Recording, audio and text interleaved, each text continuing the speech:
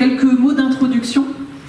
Dijon Avenir, c'est un mouvement citoyen qui est né il y a maintenant 1 an et dont la mission, c'est, avec les habitants, imaginons la nécessaire transformation du territoire et de nos façons d'y vivre pour pouvoir faire face aux crises et protéger la population.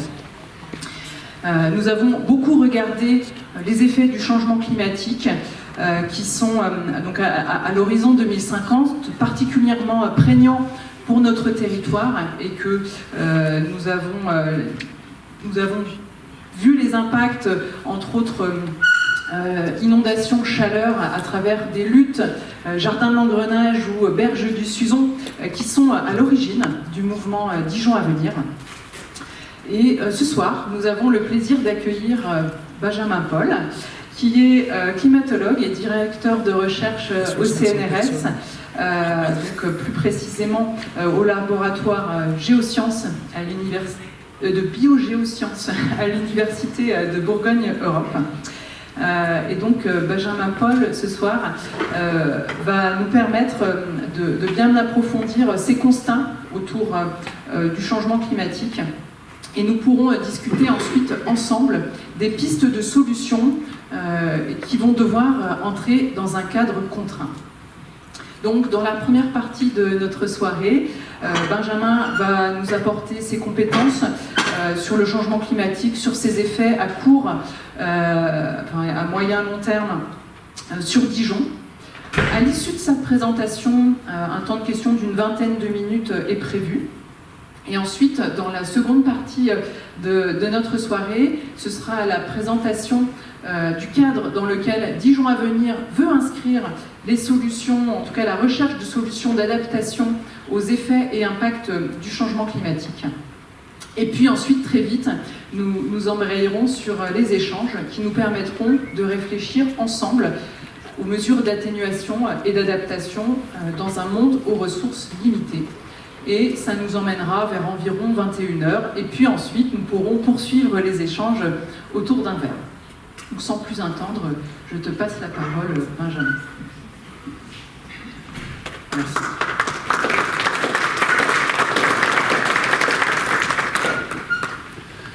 Merci beaucoup, merci de m'avoir invité ce soir. Je suis très heureux d'être parmi vous. Alors, l'affiche qui a circulé pour annoncer cette conférence est celle-ci, avec un titre de 50 degrés à Dijon, point d'interrogation, point d'exclamation. On va voir ensemble, est-ce que c'est possible, est-ce que c'est un titre que les organisateurs ont mis pour être un peu provoque, un peu, je ne vais pas dire racoleur, mais est-ce que c'est exagéré ou pas? Je ne veux pas vous spoiler, mais en fait, c'est pas du tout exagéré. Ils n'ont pas été trop loin dans la provocation, au contraire. Simplement pour comprendre pourquoi est-ce que 50 degrés à Dijon, ça serait possible, parce que ce n'est pas le cas encore aujourd'hui, il va falloir qu'on parle de pas mal de choses avant et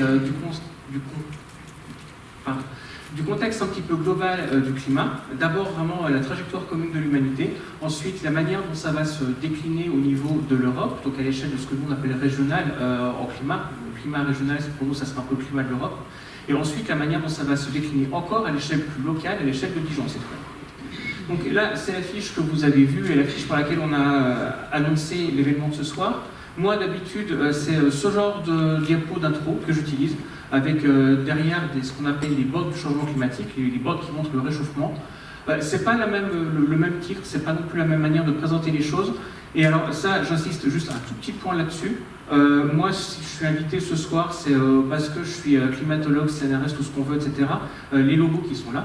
Donc ça veut dire que je parle au nom, quelque part, de mes employeurs, l'université, le CNRS. Ce qui fait qu'on a bien organisé la soirée en 2 temps différents. Moi, je vous présente les choses de ce que la science connaît aujourd'hui. Est-ce que les climatologues, on est alarmistes, est-ce qu'on est rassuriste, etc. Des fois, on voit ces trucs-là dans les médias. Moi, c'est pas dans ces termes-là que je vais définir le problème. Je vais vous montrer qu'est-ce qu'on sait, qu'est-ce qu'on ne sait pas.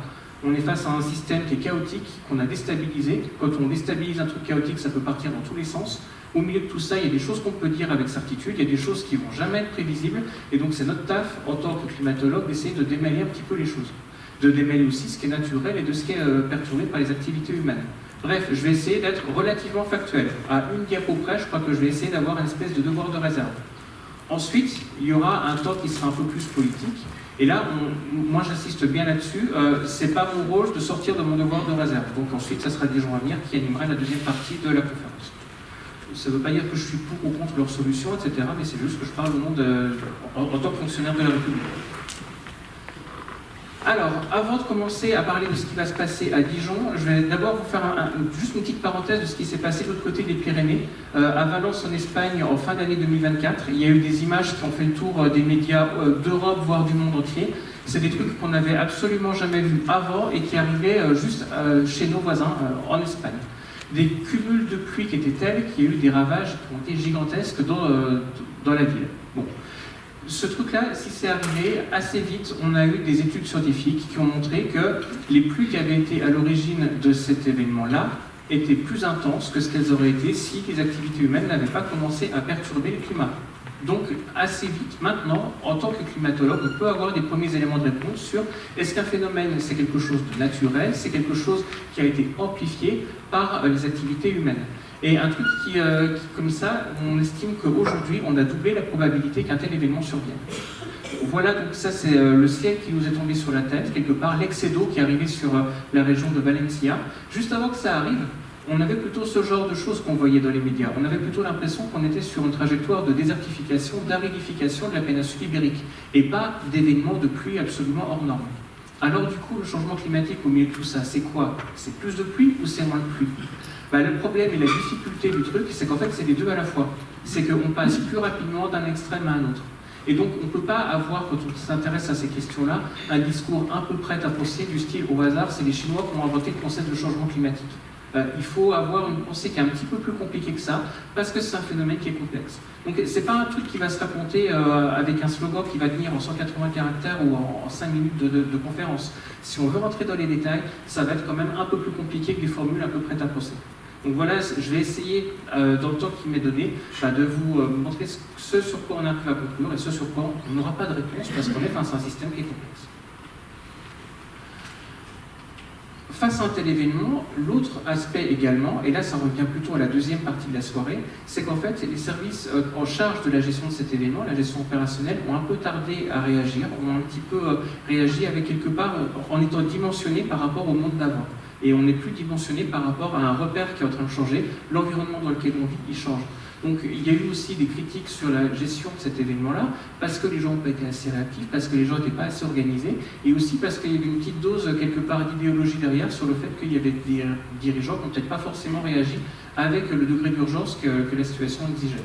Bon, là, on va être plutôt sur la thématique des solutions, qui va être abordée dans la deuxième moitié de soirée par Dijon Avenir. Alors, pour commencer, le contexte du changement global. Déjà, qu'est-ce que c'est que ce changement global? Voilà une figure qui vous montre la manière dont la température a évolué sur Terre au cours des 60 derniers millions d'années. Donc, aujourd'hui, on est là, on est les 60 millions d'années. Il faut faire attention, elle est compliquée cette figure, parce que là, sur cette partie-là de la figure, on est uniquement sur 20 000 ans. On voit que les températures ont été relativement stables pendant 20 000 ans. Là, on a un peu dilaté le temps et on voit que ça a changé au cours du dernier million d'années. Et là, on a encore redilaté le temps et on voit que la température a encore varié beaucoup plus au cours des 60 derniers millions d'années. Alors, quand on parle de changement climatique au milieu de tout ça, il y a une grande partie qui n'est pas du changement climatique. Tout ce qui est ces variations-là, passées de la Terre, de la température sur Terre, ça, c'est pas une activité humaine. Ça, c'est pas ce qu'on appelle le changement climatique au sens strict. Ça, c'est des trucs qui sont naturels. Si le climat a changé au cours de cette période-là qu'on appelle le quaternaire, c'est parce qu'en fait, il y a des irrégularités dans les orbites des planètes. Au cours du temps, on ne reçoit pas la même quantité d'énergie du Soleil. Des fois, on est dans des périodes glaciaires, des fois, on est dans des périodes interglaciaires. En ce moment, on est dans une période interglaciaire.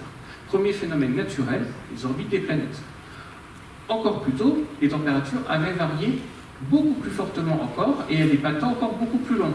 Là, cette fois-là, c'est la dérive des continents qui a modifié le climat. En fonction de la manière dont les terres émergées sont réparties sur Terre, ça modifie le climat de la Terre. Donc tous ces trucs-là, ça, c'est naturel. Quand on parle de changement climatique, c'est uniquement la partie de la fin. C'est cette partie-là qui concerne uniquement les quelques dernières décennies. Et quand on regarde l'amplitude du changement sur uniquement quelques décennies, on se rend compte que potentiellement, d'ici à 2100, voire 2300, on pourrait atteindre des températures qui n'avaient jamais été vues sur Terre depuis plusieurs millions d'années. C'est ce truc soudain, ici, qui est tellement bref qu'il apparaît même pas sur notre figure, c'est ce truc-là qu'on appelle le changement climatique. C'est ce truc-là qui est d'origine anthropique. Ça ne veut pas dire pour autant que les causes naturelles n'existent plus, mais simplement elles vont varier à des pas de temps complètement différents. On va être ici sur une problématique de quelques décennies. Les causes naturelles, c'est au moins quelques milliers d'années, voire quelques millions d'années. Elles se superposent, les causes entre elles. Et à ces causes naturelles, on a rajouté une nouvelle cause qui est modifiée par les activités humaines. Alors j'ai entendu une question de combien de temps? On va revenir dessus tout de suite, vous allez voir. Là, on zoome sur les températures qui ont été mesurées cette fois-là par les instruments les plus fiables qu'on ait, qui sont les thermomètres, pour mesurer les températures. Les thermomètres, c'est assez ancien comme technologie, ça date de la fin du 19e siècle. Et donc, en fait, sur cette période-là, pour laquelle on a vraiment des instruments qui mesurent les températures, voilà la manière dont ça a évolué. Les barres verticales vous montrent les degrés de précision ou d'erreur qu'on peut avoir à cause du nombre et de la qualité des thermomètres. Sur les années récentes, vous voyez que les barres d'erreur sont toutes petites, parce qu'en fait, on a beaucoup de thermomètres qui sont très fiables, et vous voyez que la marge d'erreur est beaucoup plus faible que le changement. Depuis à peu près les années 40 à 60, on va dire, le climat s'est mis à complètement se modifier, et ça, c'est quelque chose que les thermomètres enregistrent très très bien, et qui est largement au-delà de la marge d'erreur des thermomètres. Alors, on peut représenter la même chose avec ces fameuses bandes de couleurs, et maintenant la question c'est depuis quand est-ce que l'espèce humaine en fait, a une activité qui modifie le climat d'une manière significative. Pour ça, on ne peut pas regarder simplement les thermomètres, ça ne va pas répondre à ça. On est obligé de passer par des autres outils qui sont un peu plus sophistiqués, qui sont des outils numériques qu'on appelle des modèles de climat. Les modèles de climat, c'est des trucs qui vont essayer de reproduire le climat sur ordinateur, donc en fait sur un climat virtuel. Et la première chose qu'on voit, donc là les courbes de couleurs, c'est les modèles de climat, la grosse courbe noire, c'est les observations, les fameux thermomètres. Vous voyez que les modèles arrivent généralement à reproduire à peu près bien ce qui s'est passé sur Terre depuis qu'on a des thermomètres. Donc globalement, ça fonctionne bien.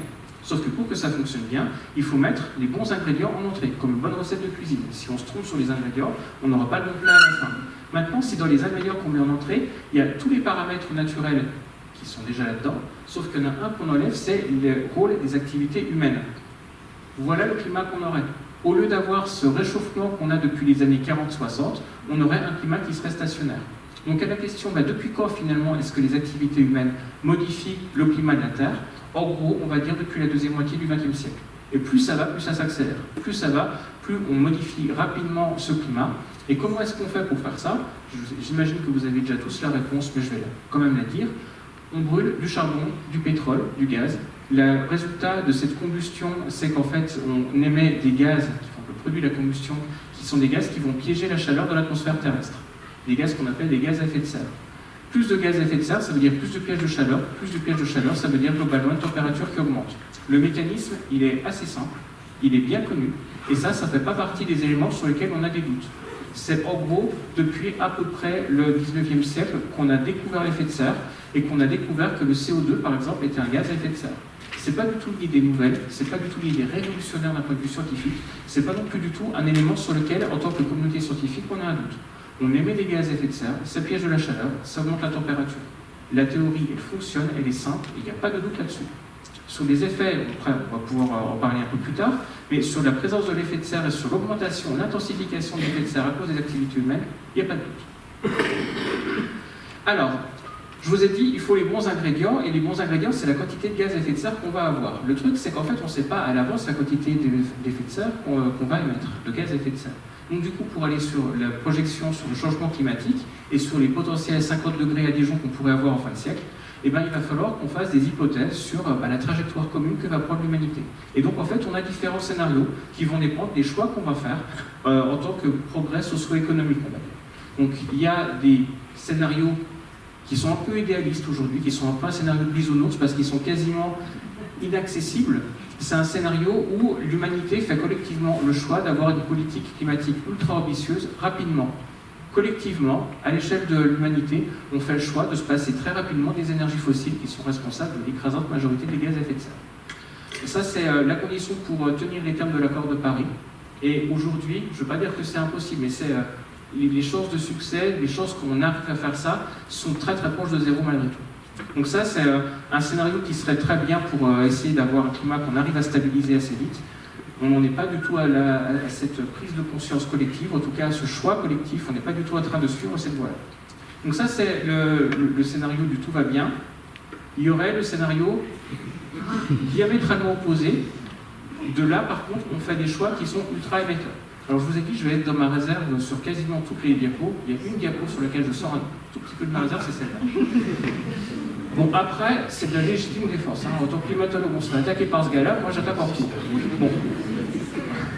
Alors, ici, ce scénario-là, malgré tout, il y a quand même une réalité derrière l'image d'illustration que j'ai choisie. C'est quand même la politique du drill, baby drill, fort, chéri, fort. Le slogan de Trump est de compter à fond sur l'extraction d'énergie fossile. Bon, bah, quand on généralise ce raisonnement à l'échelle de l'humanité entière, on a ce scénario qui est très émetteur de gaz à effet de serre, où on va vraiment essayer de maximiser le progrès économique, en gros, en se comptant sur la source d'énergie la plus facilement utilisable pour l'espèce humaine.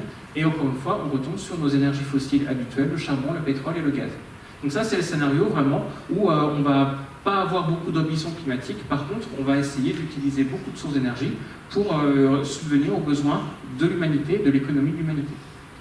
Et puis alors, généralement, les gens s'arrêtent là, et puis même moi, un peu en conférence jusqu'à présent, j'avais un peu tendance à m'arrêter là, sauf qu'en fait, il y a un troisième scénario qui, depuis quelques temps, a pris un petit peu d'intérêt, c'est celui-là, c'est l'avant-dernier. Et l'avant-dernier, alors pourquoi est-ce que j'ai choisi cette illustration-là? C'est parce qu'en fait, ce scénario, les gens ont parfois un peu tendance à l'oublier. Mais en fait, quand on regarde les hypothèses qui sont derrière, c'est celui-là qui s'appelle les rivalités régionales. Et les rivalités régionales, en fait, c'est un peu le chemin qu'on est en train de prendre.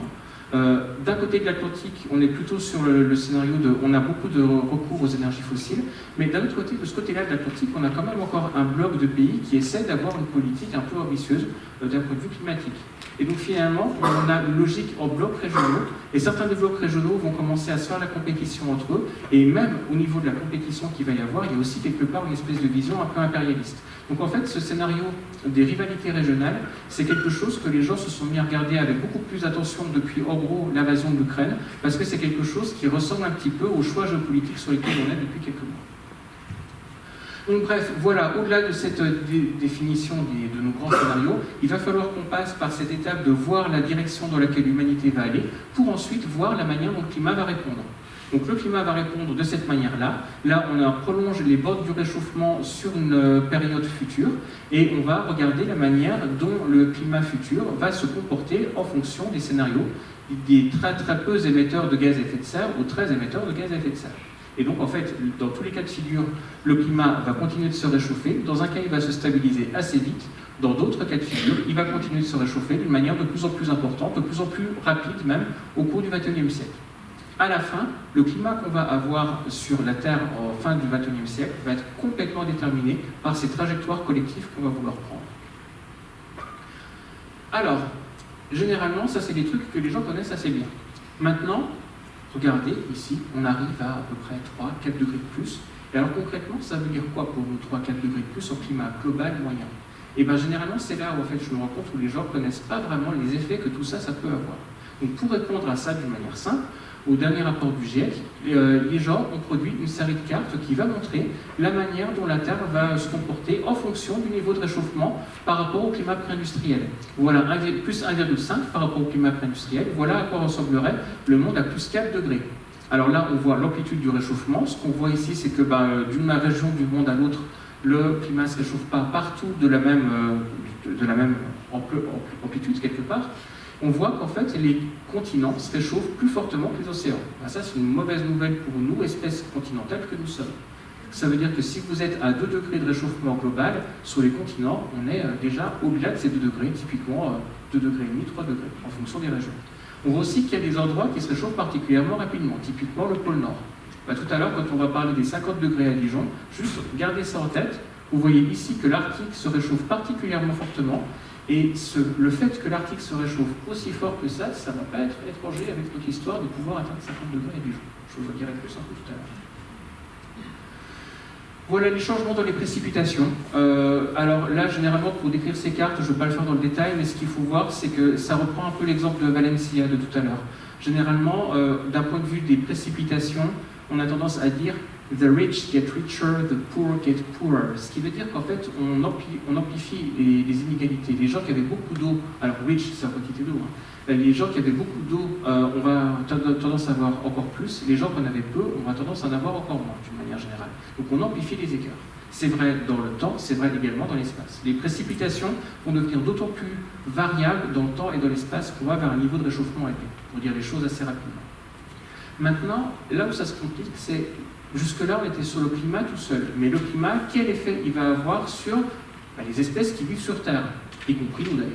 Donc ici, en fonction du niveau de réchauffement, de 1,5 à plus 4 degrés, donc du scénario de l'accord de Paris jusqu'au scénario du plus émetteur, on regarde ici le pourcentage, indiqué par les couleurs, d'espèces qui habitent un endroit donné de la Terre qui risquent de s'éteindre avant la fin du siècle en fonction du niveau de réchauffement.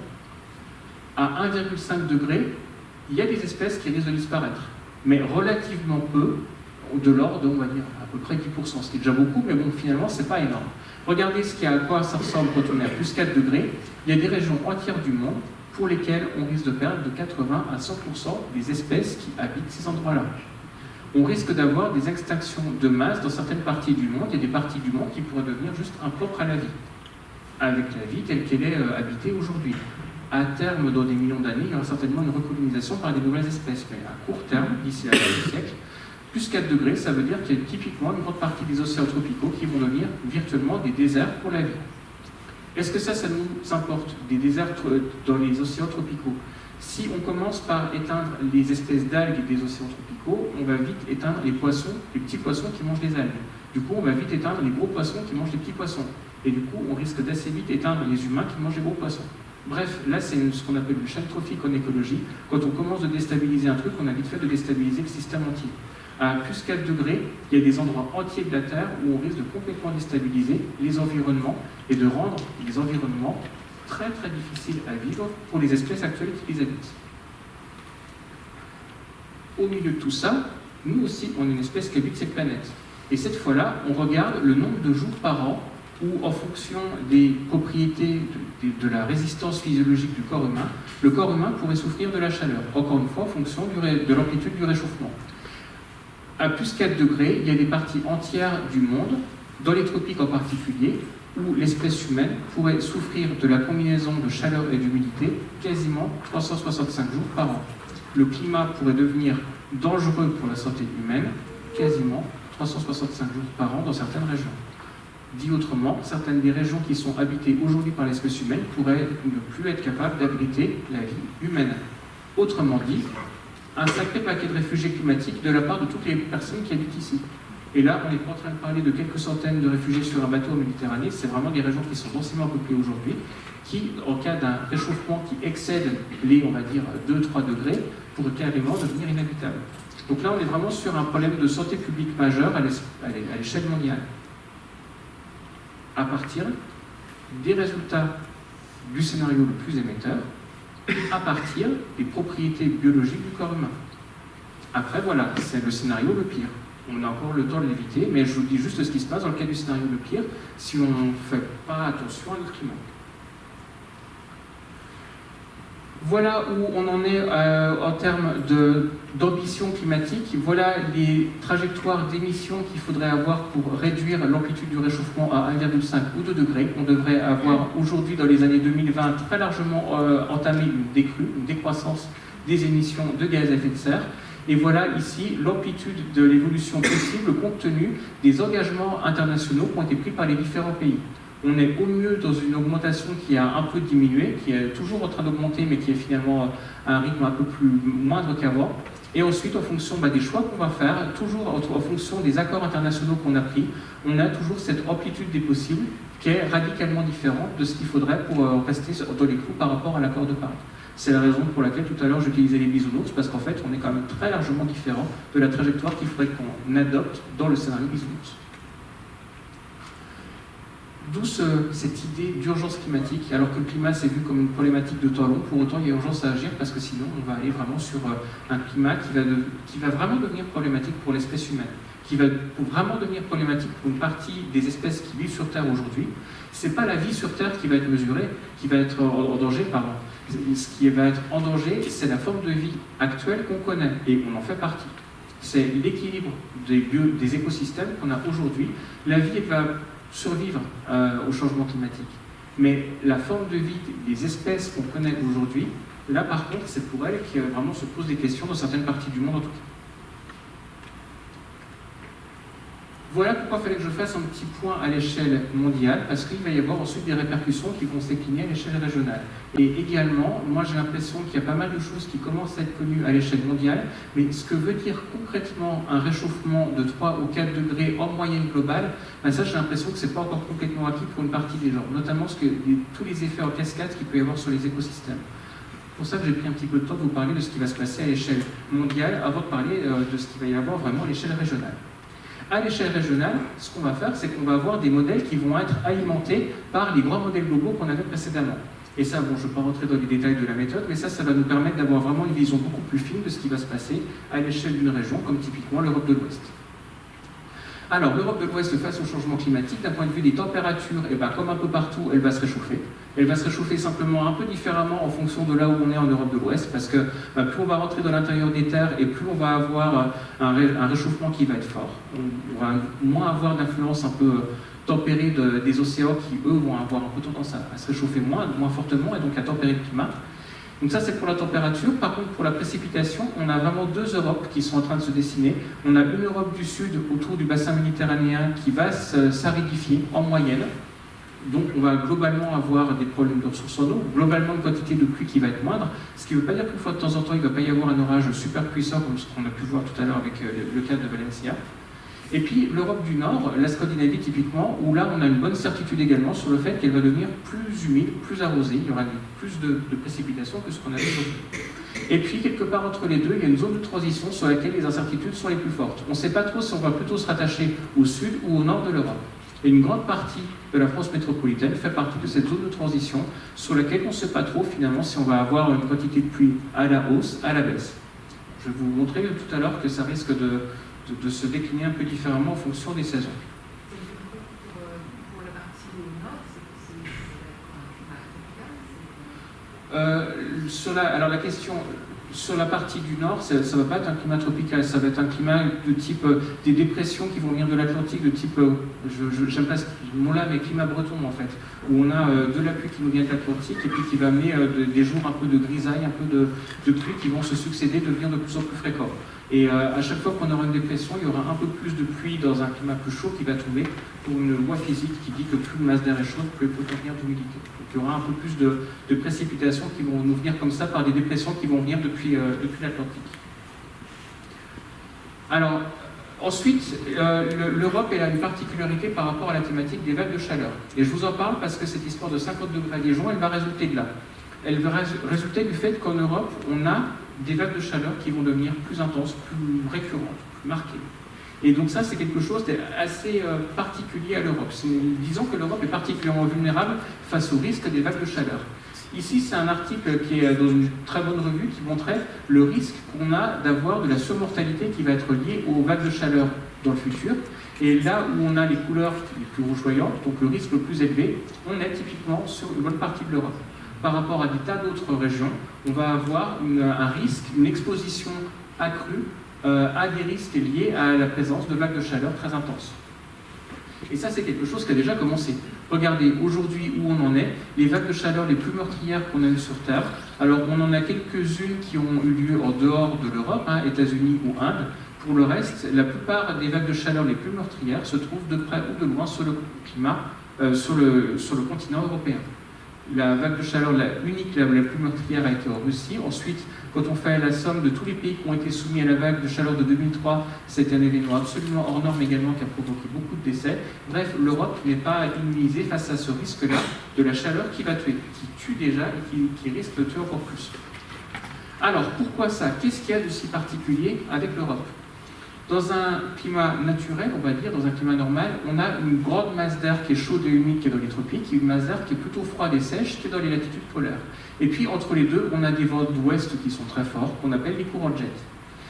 en climat naturel, ces courants de jet, ils ont tendance à avoir des petites ondulations, comme ça, vous voyez. Ça, en fait, c'est les fameuses perturbations qui vont nous amener de la pluie depuis l'Atlantique. Elles prennent la forme d'ondulations, qu'on voit comme ça dans les vents d'ouest, dans les jets. Ça, c'est ce qui se passe dans un climat naturel. Sauf qu'on n'est plus dans un climat naturel. On a modifié le climat, et parmi les modifications du climat qu'on a faites, rappelez-vous, l'Arctique se réchauffe beaucoup plus vite, beaucoup plus fortement que le reste du monde. Ce qui veut dire que le différentiel de température entre la masse d'air froide et la masse d'air chaude est plus faible qu'avant. Puisque l'Arctique, qui était le plus froid, s'est réchauffé plus, il y a moins de différence de température entre l'équateur et l'Arctique. Ça va avoir des répercussions sur la manière dont les vents s'écoulent, dans la circulation atmosphérique. Et donc, en fait, les ondulations des jets vont devenir plus marquées qu'avant, en partie en réponse à ça. En partie seulement, mais en grande partie en réponse à ça. Et donc, si on a des ondulations du jet qui sont plus marquées, quand on a des espèces de grandes ondulations qui remontent vers le nord comme ça veut dire que sous cette ondulation, on a une masse d'air du sud qui fait une poussée en direction du nord. Et pourquoi ça nous importe? Parce que juste au sud de l'Europe, on a la masse d'air la plus chaude du monde, c'est le Sahara. Et donc, en fait, une partie de l'exposition de l'Europe face aux canicules vient du fait que ces grandes ondulations du jet vont favoriser le transport d'une masse d'air très chaude qui était jusque-là présente sur le Sahara et les environs du bassin méditerranéen en direction du nord, en direction de l'Europe. Voilà pourquoi les vagues de chaleur augmentent particulièrement vite en Europe. C'est l'histoire de changement dans la circulation qui est elle-même le résultat de l'effet de serre produit par les activités humaines. Je vous disais que c'était un système un peu complexe. Tout ça, ça ne s'explique pas en deux phrases. Et voilà pourquoi on risque d'avoir particulièrement mal en termes de vagues de chaleur en Europe. Pourquoi est-ce que ça risque d'être assez rapidement pour nous un souci de santé publique majeur?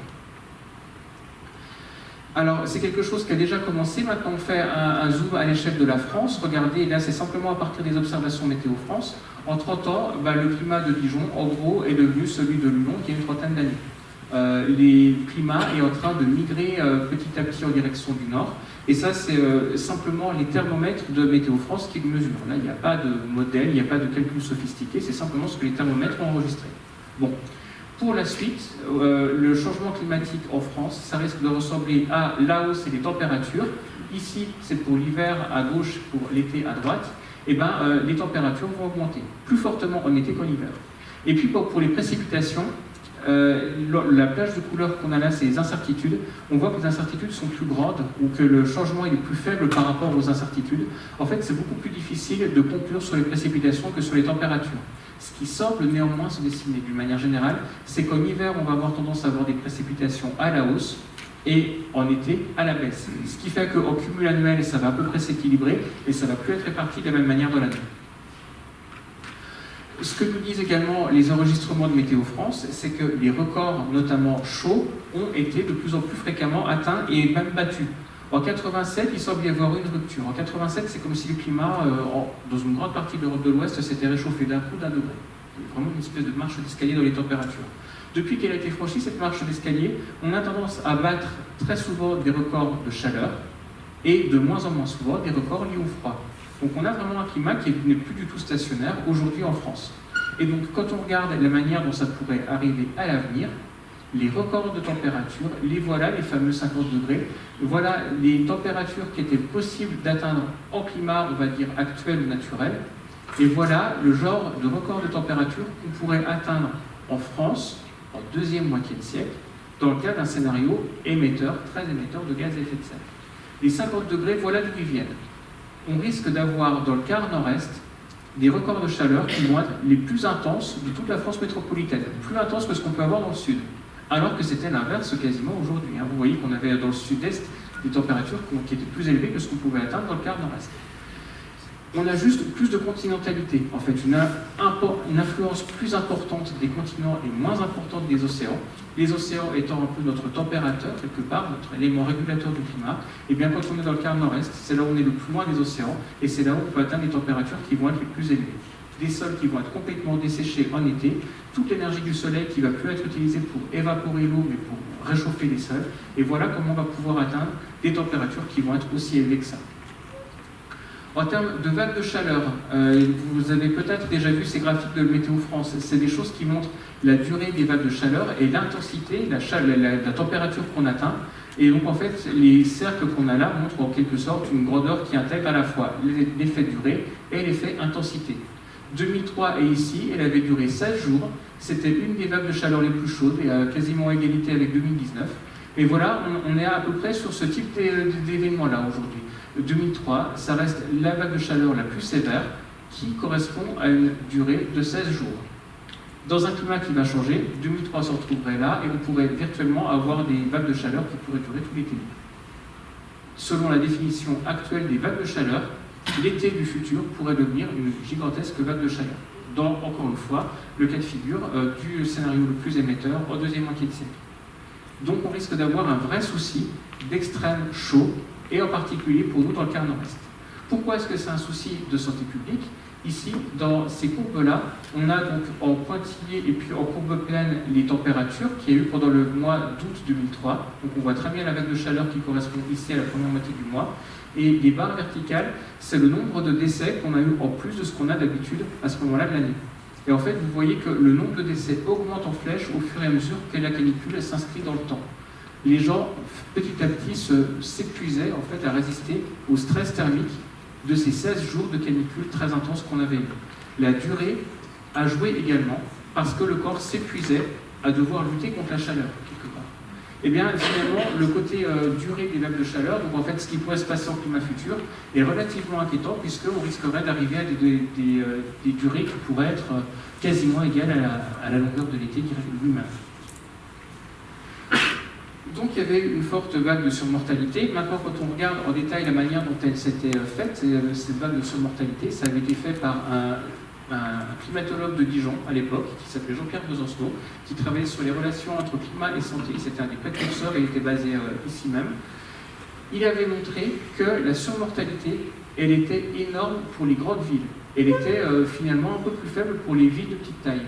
Et donc on s'est posé la question, mais pourquoi est-ce qu'une grande partie de la surmortalité était dans les grandes villes? Il y avait 95% de la surmortalité qui était urbaine, alors qu'à l'époque, en 2003, on était 75% d'urbain en France. Aujourd'hui, on est à peu près 80%. Et bien c'est parce que les villes ont une particularité en plus par rapport au climat, elles restent plus chaudes la nuit. C'est le fameux phénomène des îlots de chaleur, dont j'imagine que vous avez déjà pas mal entendu parler. Il se trouve que nous, on l'a mesuré, donc là c'est le territoire de Dijon Métropole, et avec des collègues de mon équipe en climat et d'un autre laboratoire de géographie, on a déployé une centaine de thermomètres un peu partout dans Dijon Métropole.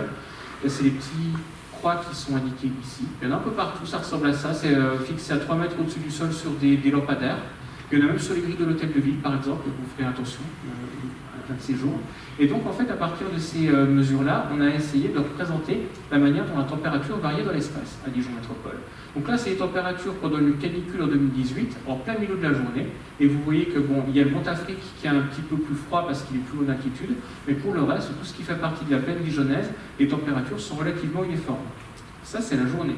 Maintenant, la nuit, voilà à quoi ça ressemble. Et là, les températures et les écarts de température se creusent. Et le phénomène d'îlot de chaleur, c'est un phénomène qui est nocturne. Et en gros, ce que ce truc-là raconte, c'est que la nuit, quand le soleil se couche, la ville reste chaude, alors que les environnements ruraux se rafraîchissent. Et donc, du coup, il y a un différentiel de température qui se met en place entre la ville et la campagne. À Dijon, on l'a mesuré, il peut atteindre de 5 degrés et demi, parfois dans les cas extrêmes, 6 degrés de différence entre le centre-ville et la campagne. Les mécanismes, c'est que la ville a un sol qui est imperméabilisé, qui est en béton. Le fait que le sol soit imperméabilisé fait qu'on n'a plus d'évaporation. L'évaporation, c'est un changement de phase de l'eau. On passe de l'eau liquide dans les sols à de l'eau gazeuse dans l'atmosphère. Et le changement de phase consomme de l'énergie. Cette consommation d'énergie permet de refroidir un petit peu. L'autre mécanisme également, c'est que le béton accumule l'énergie reçue du soleil la journée et la restitue lentement la nuit. Et ça, c'est juste l'effet numéro 2. Le premier effet, avant tout, c'est cet effet évaporation, c'est cet effet d'imperméabilisation des sols qui coupe l'évaporation en ville, alors que l'évaporation peut continuer en campagne. Maintenant, je vais vous montrer un graphique un peu compliqué, parce que là, c'est nous qui l'avons fait au laboratoire, alors il n'est pas ultra pédagogique, ce truc-là. Mais là, ce que je vous montre, c'est les heures de la journée, donc de minuit, donc 0h jusqu'à 24h, 23h, 24h. Donc là, c'est vraiment la journée. Et là, c'est différents jours de l'été 2015. Et ce que vous voyez ici sous forme de taches de couleur, c'est la température.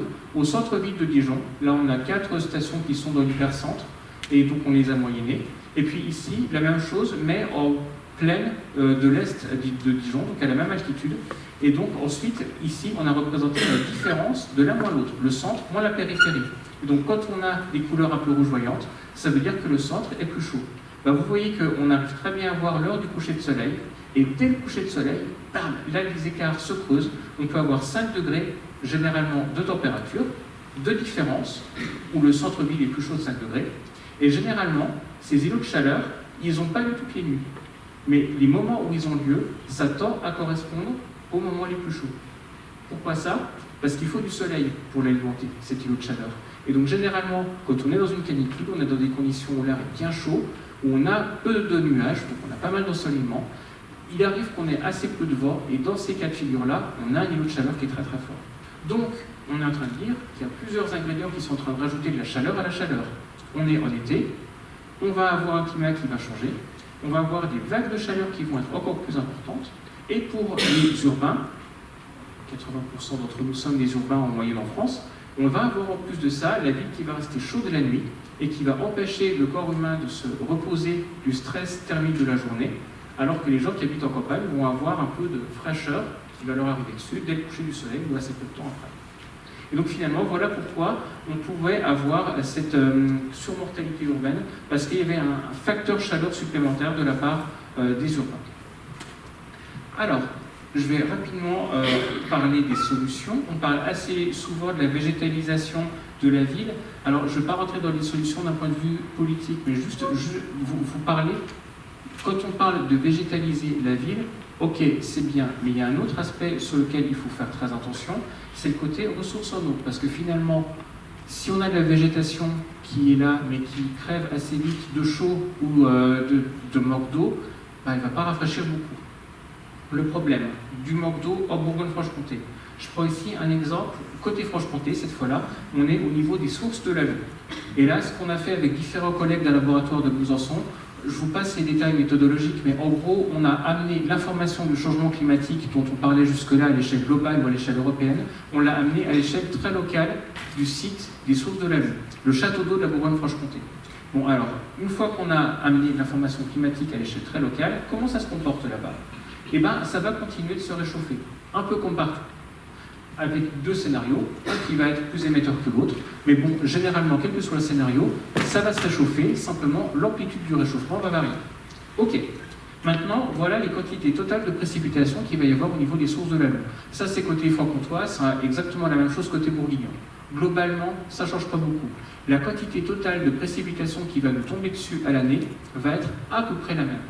Sauf que, ça, c'est la même chose où, mois par mois, on a les tendances entre maintenant et la fin du siècle, avec les deux scénarios, mais sauf que là, on a fait les tendances en fonction des différents mois de l'année. Donc là, on a les 12 mois de l'année. Pour chacun des mois, on voit les tendances jusqu'à la fin du siècle.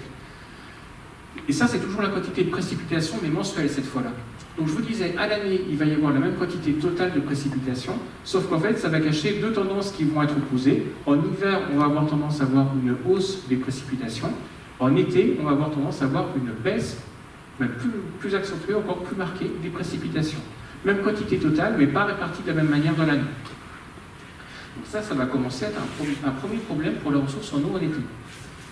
Il va y avoir un deuxième problème qui va amplifier le problème de la ressource en eau. Les débits de la Lou, c'est pareil pour beaucoup de cours d'eau en Bourgogne-Franche-Comté et en Europe de manière plus générale, vont avoir des cycles annuels qui vont fortement changer, avec globalement un risque d'avoir plus de quantité d'eau en hiver, moins de quantité d'eau en été. Mais là, le changement dans les débits, il va être même encore plus marqué que ce qu'on pouvait avoir précédemment sur les précipitations. C'est un peu une espèce d'effet amplificateur. Pourquoi ça? Parce que la quantité totale d'eau qui va rester dans les rivières ne va pas être uniquement déterminée par la quantité d'eau qui nous tombe du ciel. Ça, c'est uniquement un des paramètres. Mais l'autre paramètre, c'est qu'il y a une partie de cette eau qui va retourner assez rapidement dans le ciel. C'est avec l'évaporation. Et l'évaporation elle-même, voilà la manière dont elle va augmenter. Elle va augmenter d'autant plus fortement, qu'on va avoir une hausse des températures. Donc, pour dire les choses d'une manière un peu imagée, un peu schématisée, en été, on va avoir à la fois moins de précipitations et une plus grande proportion de ces précipitations qui vont très rapidement s'évaporer et retourner directement à l'atmosphère. Ce qui fait que globalement, la quantité d'eau qui va rester utilisable par les activités humaines en Bourgogne-Franche-Comté risque de très très fortement baisser.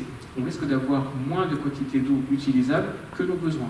Donc on risque d'avoir une forme de compétition, ou en tout cas de tension qu'il va y avoir autour de l'accès à une ressource qui va être en déclin, qui va être pour autant une ressource absolument vitale pour l'espèce humaine, qui est l'accès à l'eau.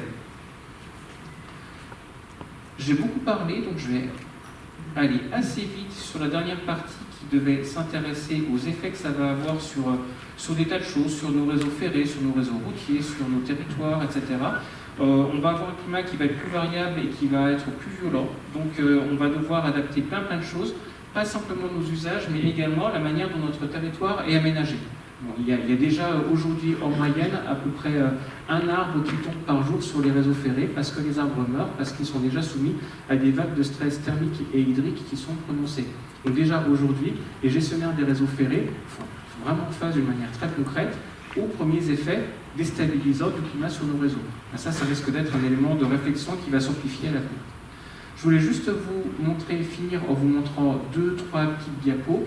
La première, c'est concrètement, on parle d'émissions de gaz à effet de serre, mais ça veut dire quoi ces émissions de gaz à effet de serre? Voilà la manière dont on les sépare en fonction des sources d'énergie qui ont été utilisées pour produire ces émissions de gaz à effet de serre. Historiquement, on avait beaucoup de recours au charbon, c'est ce qui est ici. Le charbon, ça a été le mode d'énergie dans lequel on a puisé en premier, il était quasi exclusif. Ensuite, il y a eu d'autres modes qui se sont rajoutés, mais le charbon lui-même a continué d'augmenter. Deuxième source qui est venue un petit peu plus tard, on a eu le pétrole, qui a rajouté une deuxième source d'émission à la première, qui a continué d'augmenter toujours aujourd'hui. Ensuite, on a eu le gaz. En fait, ce qu'on est en train de voir ici, c'est que les sources d'énergie se sont rajoutées les unes aux autres et ont continué à augmenter. Et toujours aujourd'hui, en termes de ressources d'énergie primaire, au niveau collectif, au niveau de l'humanité, on est à peu près à un peu plus de 80% d'énergie d'origine fossile. Et c'est un ratio qui n'a pas vraiment réussi à baisser depuis depuis quelques années, où on est vraiment conscient d'une manière croissante, en général, des enjeux environnementaux et climatiques.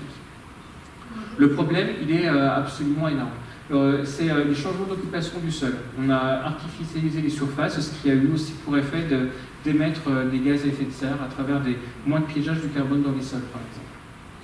Ensuite, une autre manière de découper ces émissions de gaz à effet de serre, c'est par revenu, généralement, et ça a été pas mal encore médiatisé cette semaine. Les 10% des revenus les plus élevés ont une contribution gigantesque dans les émissions de gaz à effet de serre. C'est vrai à l'échelle mondiale, c'est vrai à l'échelle de la France. Quand on réfléchit à l'échelle mondiale, nous, Français, on ne doit pas être loin des parties supérieures par rapport au revenu général qu'on peut avoir sur Terre. Donc, de dire également la France, c'est peanuts, c'est quasiment rien en termes d'émissions de gaz à effet de serre, ça ne dit pas comment on regarde les choses. Compte tenu du poids de notre nombre et puis de notre niveau de revenu, c'est pas vrai de dire que les modes habituels, les modes courants et actuels de se comporter en France comptent pour plus. C'est pas vrai. À l'échelle mondiale, on est plutôt dans les hauts revenus, on est plutôt dans les gros émetteurs. Et puis alors après, une troisième manière de découper un petit peu ces sources d'émissions de gaz à effet de serre, c'est en fonction des usages. Donc là, je n'ai pas le détail de tous les calculs, de toutes les hypothèses qui ont été faites dans chacun de ces usages, mais ce qui avait été assez intéressant, c'était un travail qui avait été fait par Carbone 4.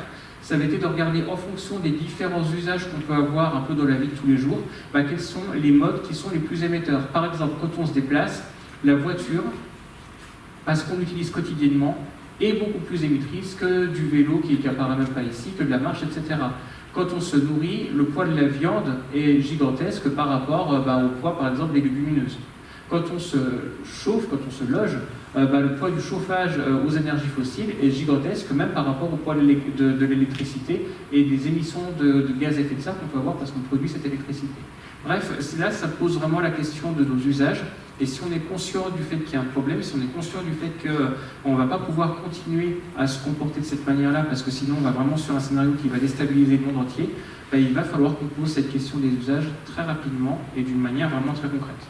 J'ai beaucoup parlé, donc j'ai dû accélérer un petit peu à la fin. J'espère néanmoins être resté clair et je vous remercie d'avoir eu vraiment une très très grande attention. Vous avez été admirable. Merci beaucoup.